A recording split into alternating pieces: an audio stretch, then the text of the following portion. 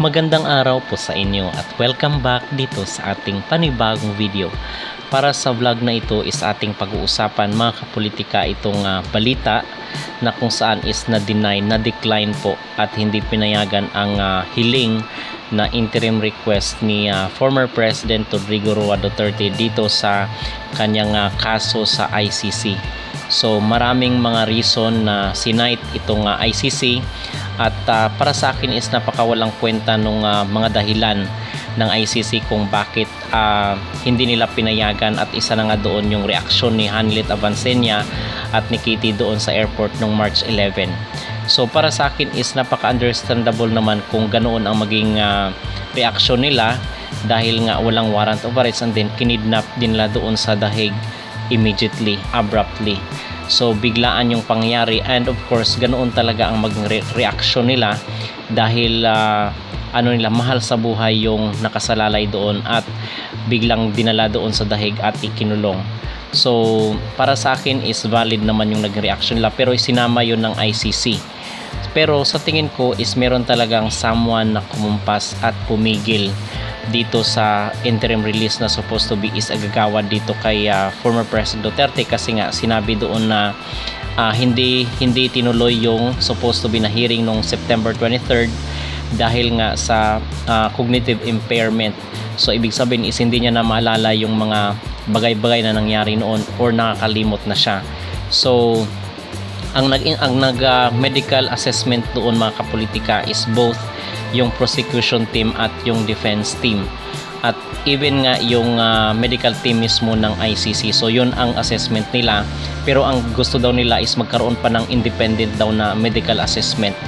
So imagine mo ganitong pahirap yung ginagawa ng ICC dito sa former president, at in fact ay wala pa siyang hatol, wala pang guilty, wala pang verdict ang hukuman, pero here comes na kulong na siya, nakadetinin na siya ng 7 months since March 11.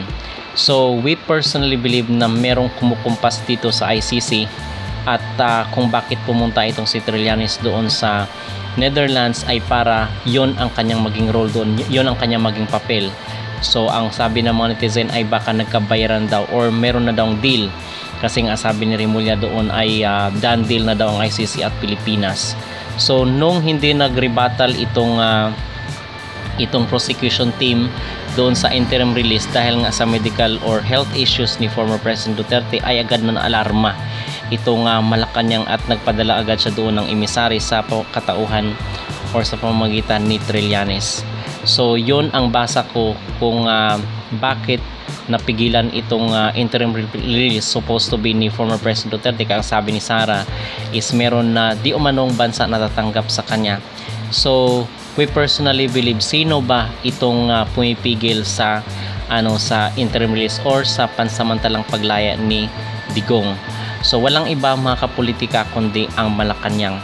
So yon ang talagang pinaka tinutumbok natin kung bakit sila ay ayaw nilang palayain itong si Duterte, dahil nga siya ang unang nagbunyag at nagsiwalat nitong mga anomalya sa gobyerno at umatake sa kasalukuyang administrasyon, dahil deserve niya naman dahil sa mga kawalang hiyaan at talagang grabe yung kanyang walang utang na loob pag-traidor dito sa mga Duterte, sa kabila ng pagpapalibing sa kanyang ama at tinulungan siyang makaupo sa posisyon. So tayo po ay personally naniniwala na walang ibang pumigil dito sa desisyon ng ICC kundi itong si Marcos at si Trillanes.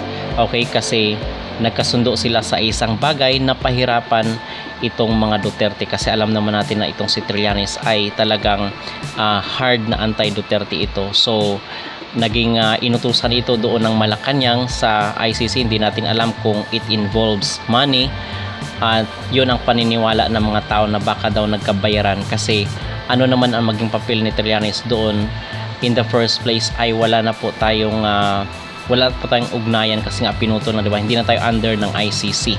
So how come ito ay nakaka-access sa ating bansa? So siguro is magantay na lang po tayo mga kapolitika, depende sa panahon or kung worst case scenario ano man po ang mangyari dito kay former President Duterte, ay asahan natin na walang manok na maipapanalo itong si Marcos, dahil sa 2028 ay magkaroon ng protest vote at sympathy vote dito sa side ng mga Duterte. Yun po ang maliwanag. So i-enjoy lamang nila itong mga pansamantalang kaligayahan nila na pag-atake sa mga Duterte, dahil Diyos mismo at ang langit mismo ang hatol sa kanila sa takdang panahon.